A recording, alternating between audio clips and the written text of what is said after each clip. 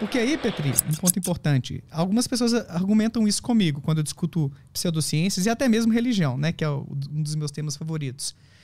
Cara, não é porque a ciência não provou que não existe. Verdade. E às vezes a ciência vem a provar, vem a encontrar evidências de alguma coisa que a gente nem imaginava. Então a gente tem que ter a cabeça aberta. Mas não quer dizer que porque a ciência ainda não investigou, não encontrou, que aquilo existe. Uhum. Na verdade, a maior parte das alegações ou das hipóteses formuladas por cientistas vão pro lixo. Uhum. Sacou? A maior parte. Então não dá para eu tentar justificar, a ciência ainda não provou que sim, nem que não, então eu tenho que ter cuidado, velho. Senão eu abro margem para defender qualquer besteira, sacou? Uhum. Não é porque a ciência ainda não testou ou não demonstrou que sim, nem que não, que eu estou justificado racionalmente a acreditar em alguma coisa. Eu acho que essa é uma das grandes virtudes do cético, né? Ou do ceticismo enquanto uma atitude. É uma prudência intelectual. Porque como a maior parte das ideias é lixo mesmo, Uhum. é mais razoável eu me manter paciente enquanto eu não tenho boas razões para acreditar em uma coisa. Sim. É melhor suspender o julgamento que seja mesmo, olha, sobre isso aqui eu não sei, Uhum. do que a gente sair por aí falando abobrinha, sabe? E isso me lembra, eu li a biografia do Einstein, que foi até metade, e aí tem aquele esquema do éter, que todo mundo acreditava que tudo isso aqui era o éter, né? Uhum. E o Einstein só tinha uma intuição de que não era o éter, que tinha outra coisa, mas ele não conseguia provar. Uhum. E todo mundo dizia que ele era um puta louco por dizer que não tinha éter nenhum. Uhum. E ele foi excluído da comunidade científica por muito tempo por causa disso e também por causa da teoria da relatividade, que ele demorou muito para provar, que sempre foi uma intuição Certo. que ele veio a provar depois. E por isso que eu te perguntei o negócio do Sim. mistério, porque a intuição humana, é só esse comichão de puta, mas não deve ser o éter. E tá toda a comunidade científica dizendo que é o éter. Uhum. Uhum. E ele tá, não, mas tem alguma coisa. Aí ele foi excluído. Esse movimento de excluir esse cara que tá vindo com uma ideia louca, não pode ser meio perigoso? Que tu pode estar jogando fora um cara desse, por exemplo? Pode, mas é que tá. Eu não sei se o Einstein chegou a ser excluído ou sofreu grande represália por alguma coisa. Eu não conheço a biografia dele e tal, tá? Não sei dizer. O problema é quando você tem uma intuição e começa a defendê-la como se ela fosse algo já provado e começar a criar toda uma prática em cima daquilo sem muito embasamento, que é o que a gente vê muito por aí. Os charlatões, as pseudociências se constroem em cima de umas intuições, de algumas ideias, que olha, pode ser por aqui, e aí não passa no crivo e está oferecendo para a população, que é muito perigoso. Porque ideias novas são muito bem-vindas na ciência, mas não podem ser quaisquer ideias publicadas por aí e começar a fundamentar uma tecnologia, alguma intervenção. Ideias novas que aparecem têm que ser colocadas à prova. E cadê o psicanalista tentando provar isso? Sim. Sacou? Uhum. O psicanalista, como o Ronaldo Pilate colocou lá no seu livro Ciência e Pseudociência, vou falar o psicanalista médio aqui, tá? Porque existem exceções. Ele não tem uma postura de tanta abertura assim para querer colocar à prova as suas ideias. Não existe essa cultura na psicanálise para se atualizar e vamos investigar isso aqui a fundo a partir dos melhores métodos que a psicologia já tem hoje. Sim. Sacou? Então, sim. Esse é um dos pontos de incômodo, assim. E eu sou super aberto, velho. E eu acho que meus colegas também, de forma geral, se alguma teoria da psicanálise, eu acho que a própria teoria do apego, que tem a ver um pouquinho com o que a gente conversou antes, sobre os primeiros vínculos lá na infância, que isso pode se refletir na fase adulta também, tem algum respaldo científico, por exemplo. E a gente tem que estar aberto para reconhecer. E, massa, vamos incorporar isso aqui no nosso balaio de ideias boas da psicologia, né? E fazer uso disso. Mas enquanto essas coisas não passam nos melhores testes, a gente tem que passar no que há de melhor hoje, em termos de testagem, de verificação dessas ideias, eu não vou acreditar nisso. Agora, eu tenho que ter muito cuidado também para negar aquilo ali, para falar que aquilo ali é falso. Entende? Eu tenho que ter boas razões também para falar que aquilo ali é uma furada. Senão eu também estarei sendo leviano. Então é isso, por isso que eu falo. Tem coisa que às vezes a gente não tem nem evidências de que sim, nem que não, e ok, vamos aguardar um pouquinho. Saca? Então essa é uma atitude cética também, senão você vai se tornar um negacionista, ou não um negacionista nesse caso, né? Mas fazer uma recusa meio precipitada também. Que o negacionista é diferente do cético. Tem gente que confunde um pouquinho, eu gosto de esclarecer isso quando eu falo sobre o assunto. O cético, ele duvida quando faltam evidências de que uma alegação é verdadeira. Poxa, cadê as provas disso aqui? Não tô vendo? Sei não, hein? Sei se é verdade, não. O negacionista, ele duvida ou ele nega, né? Isso aí é falso, não tem nada a ver. A despeito ou apesar das evidências que mostram que aquilo na verdade é verdadeiro. Ou seja, nós temos evidências abundantes da teoria da evolução, de que a Terra é redonda, e ainda assim tem gente falando, não, será que é isso mesmo? Não, não é isso aqui não. Isso é ser negacionista. É você nadar contra a maré das evidências. Sacou? Agora o cético, ele vai duvidar ou levantar uma pergunta, será que é isso mesmo? Porque uma alegação ainda não foi bem estudada, porque ainda faltam provas daquilo ali. Mas não faltam provas de que as espécies evoluíram, nem de que a Terra é redonda. É aí que entra o rótulo do negacionista. Eu gosto de diferenciar isso porque às vezes as pessoas confundem um pouquinho o cético com o negacionista. Mas será que ele não está sendo cético em relação a de quem vem essa evidência também? Pode ser. Mas, sim, aí já entra a teoria da conspiração. Exatamente. Que eu adoro. Era aí que eu queria chegar. Porque quando você desconfia da fonte da informação... E eu faço uma ressalva aqui primeiro, Petri.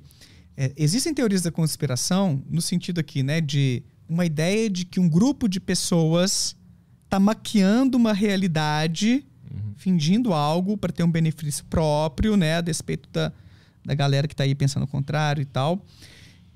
Pode existir uma conspiração verdadeira. As pessoas conspiram para chegar a alguns lugares. Elas fazem um conluio secretamente, debaixo atrás da cortina, para chegar a algum lugar. Pode existir, sim, conspirações. Mas a teoria da conspiração na psicologia é definida como essa crença de que as pessoas estão conspirando para ter benefício com alguma coisa, a despeito do que a maioria das pessoas acha, sabe, assim, por baixo dos panos, e que são pessoas poderosas normalmente, tipo a NASA manipulando a imagem de que o ser humano foi à Lua, sacou? Então, assim, normalmente a teoria da conspiração envolve uma grande instituição ou pessoas muito poderosas e tudo. Mas é uma teoria da conspiração nesse sentido técnico de ser uma ideia errada, de ser uma falácia, porque é quando as pessoas não têm evidências ou um argumento muito razoável para defender aquela sua ideia.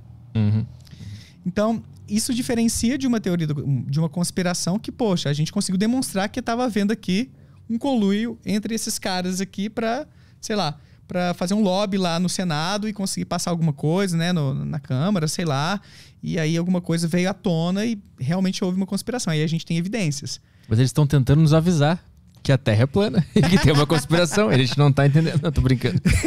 É que na mente deles deve fazer muito sentido, entendeu? Eu sempre fico pensando do ponto de vista do conspiracionista. Deve encaixar tudo, porque ele deve estar pensando, não, eu tô tentando mostrar pra vocês que existe esse conluio, só que vocês não entenderam ainda. Do nível psicológico do ser humano, ele nunca vai... Tudo faz sentido na mente dele. Sim. Mas sabe o que acontece? Com muitas dessas pessoas, tem alguns estudos falando sobre isso. Eu recebi no meu canal o Felipe Novaes há alguns meses, que ele estuda psicologia política e também negacionismo científico. Muitas dessas pessoas, na verdade, elas podem até ter um discurso racional ou talvez encontrar alguma lógica no raciocínio delas e tudo, mas o que está mais motivando, o que está mais realmente fazendo acontecer é um interesse pessoal, é uma sensação de ameaça por uma grande corporação, instituição. Não é tanto o racional que é o pontapé inicial de uma teoria da conspiração. Às vezes é um lado mais, um valor meu que está sendo ameaçado. Então deixa eu te dar um exemplo de alguns estudos sobre a pandemia, falando sobre teoria da conspiração. A galera mais liberal do ponto de vista econômico, né, neoliberais e tudo, que o Estado não pode intervir, tende a ser um pouco mais resistente à vacinação, principalmente quando tem, né, interferência do Estado e tal, porque isso vai contra um valor que é de a gente ter a liberdade de fazer nossas escolhas. Então choca, entende? Quando o Estado intervém, choca com o interesse do liberal de eu ter o meu poder de decisão e não vem Estado interferir na minha vida. Tem um choque de valor aí.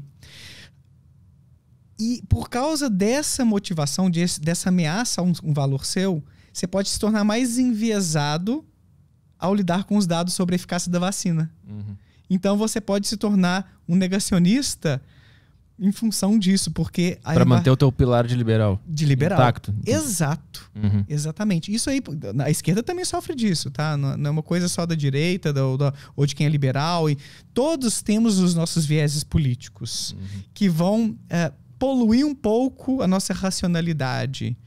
Não é só a direita.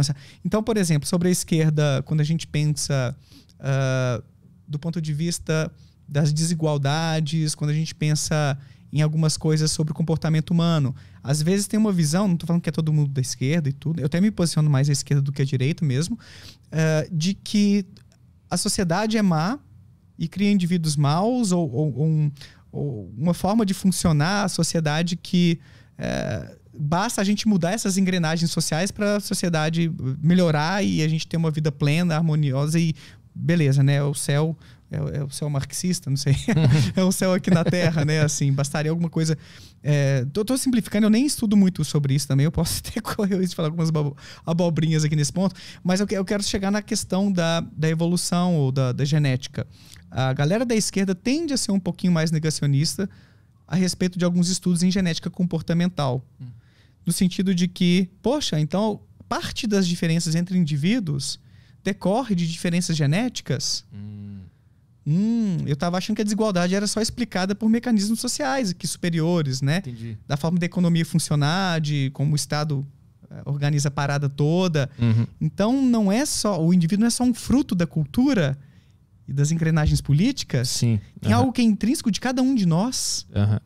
Então, isso pode ameaçar um pouco esse desejo, esse sonho ou essa crença de que o problema é só algo das engrenagens políticas. E que a gente vai fazer uma sociedade totalmente justa, igualitária, que os indivíduos são totalmente iguais. Claro, em termos de direitos, sim, lógico, iguais e tal.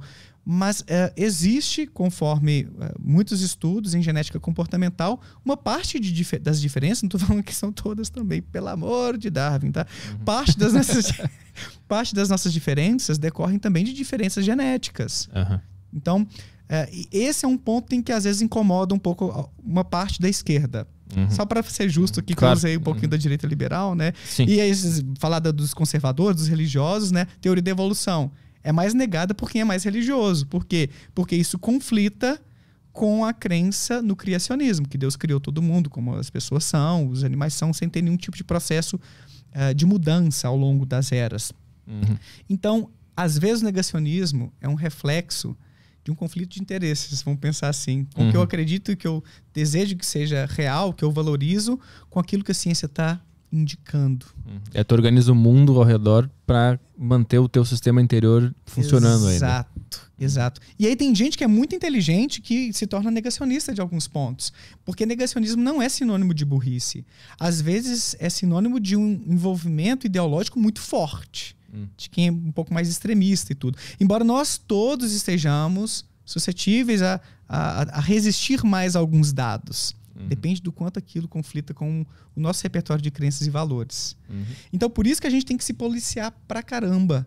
Porque não existe, o cientista não é imune, não é neutro. Todos nós temos os nossos vieses. Mas o bacana é quando a gente cultiva justamente essa virtude aí, desse casamento entre uma curiosidade, estar aberto às novidades, ao que o que há de melhor da ciência está mostrando pra gente, com também esse ceticismo pra gente não acreditar em qualquer besteira. Vamos ver umas perguntas rapidinhas aí, que tem que sair, né? São 5h25. Mais uma meia horinha, 40 minutos ainda dá, se quiser. Então vamos fazer as perguntas aí do nosso grupo do Telegram. E sempre lembrando aí a nossa campanha, como é que é? Monetiza Flow, né? #MonetizaFlow.